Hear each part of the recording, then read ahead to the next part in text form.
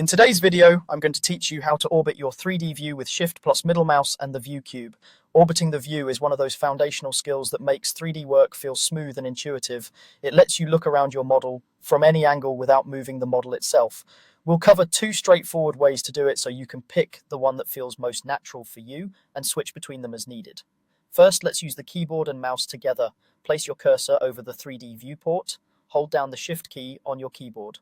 While keeping Shift held, press and hold the middle mouse button. This is usually the scroll wheel pressed straight down. With both held, move your mouse in the direction you want to orbit. Drag left or right to rotate around the vertical axis and up or down to tilt the view. Use small, steady movements for fine control and larger movements to swing the camera more quickly. When you're happy with the angle, simply release the middle mouse button and then let go of Shift. If the view doesn't move, make sure your cursor is inside the 3D view area and that your middle mouse button is registering a click.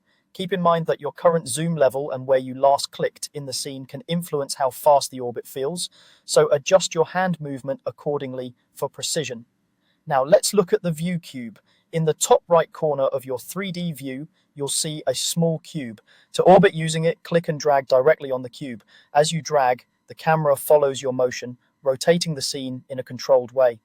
Drag slowly for accurate incremental changes and release the mouse when you reach the angle you want. This method is great when you prefer a visual handle to guide your movement or when you want consistent, predictable rotation around the model.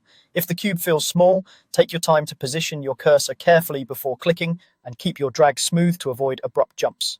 That's it. Two simple ways to orbit your 3D view: Shift plus the middle mouse button and dragging the ViewCube. Practice both to build muscle memory and switch to the one that best suits the moment. With a bit of repetition, you'll be moving around your model quickly and confidently from any